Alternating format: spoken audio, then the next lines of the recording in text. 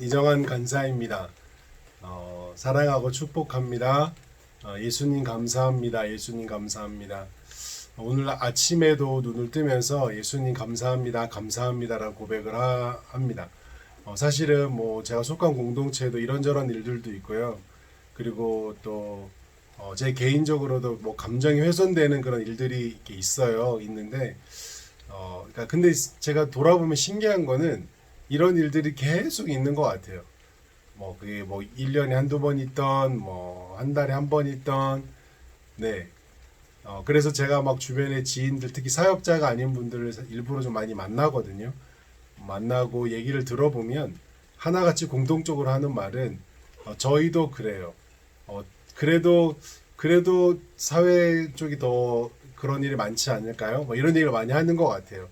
그 여러 가지 일들이 우리 개개인 삶 속에 계속 일어나는 것 같습니다. 때로는 감정이 훼손되기도 하고 뭐 낙담되기도 하는 일들도 나에게 우리 주변에 일어나는데 그때마다 계속해서 마음을 지켜가면 좋겠고 예수님 감사합니다. 그리고 주권이 하나님께 있다는 것을 기억하며 살아가면 좋겠다는 생각이 듭니다. 빗소리 들리세요? 네, 잠깐만요. 빗소리 한번 잠깐 들어볼게요. 네, 저는 지난번에 말했듯이 나뭇잎에 떨어지는 빗소리를 가장 좋아합니다. 오늘은 그 로마서 8장 이야기를 잠깐 나누고 싶은데요. 8장 그 12절부터 8장 17절까지 말씀의 부분을 잠깐 나누고 싶어요. 이 말씀에 이런 말씀이 있어요. 그러므로 형제들아 우리가 빚진 자로 돼 육신에게 져서 육신대로 살 것이 아니니라. 너희가 육신대로 살면 반드시 죽을 것이로되 영으로서 몸의 행실을 죽으면 살리니 무릇 하나님의 영으로 인도함을 받는 사람은 곧 하나님의 아들이라. 너희는 무서워하는 종의 영을 받지 아니하고 양자 영을 받았으므로 우리가 아빠 아버지라고 부르짖느니라. 네, 그리고 성령이 친히 우리의 영과 더불어 우리 하나님의 자녀인 것을 증언하나니 자녀이면 상속자 하나님의 상속자요 그리스도와 함께한 상속자니 그와 함께 영광을 받기 위하여 고난도 함께 받아야 할 것이니라 라는 말씀이에요. 저는 이 말씀을 보면서 빚진 자라는 이 단어 빚진 자 그리고 그리스도의 영으로 인도함을 받는 사람은 하나님의 아들이라. 그리고 우리가 하나님의 양자 영을 받았으므로 아빠 아버지라고 부르느니라. 이 말씀을 보면서요. 너무나 감사했고 살짝 약간 울컥했습니다. 왜냐하면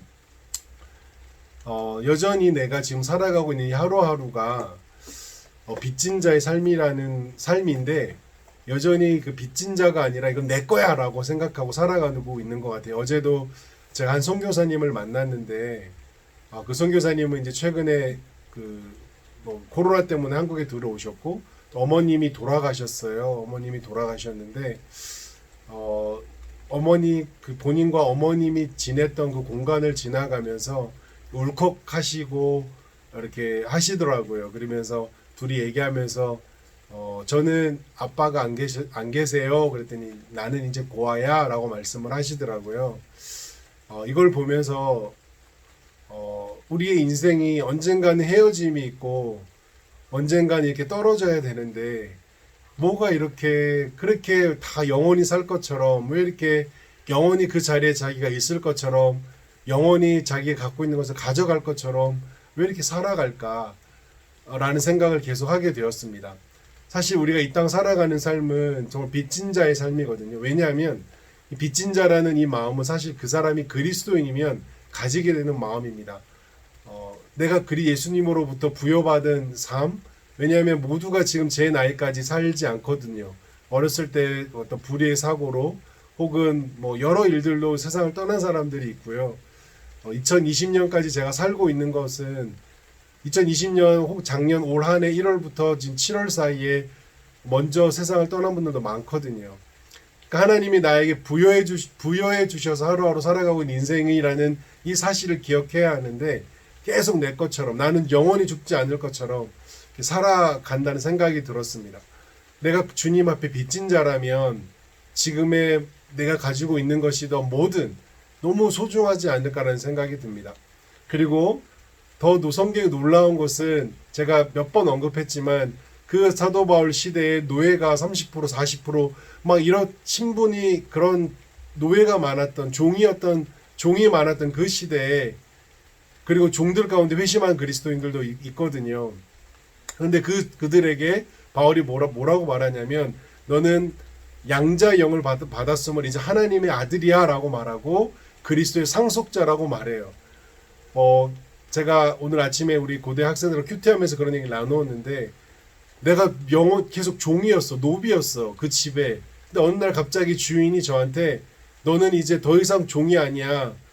나는 이제 평생 나는 영원히 이렇게 살다가 종으로만 살다가 눈치 보고 주인이 하라는 것만 하다가 살아가는 인생이 우리 아버지도 그랬으니까 우리 아버지도 그랬으니까 그렇게 살아가고 있는데 어느 날 갑자기 주인이 나한테 오더니 이제 너는 종이 아니야. 넌 내 아들이야. 마음 놓고 내 안방에 들어와서 나랑 같이 자도 돼. 그리고 우리 집에 들어와 너 냉장고 문도 열어봐.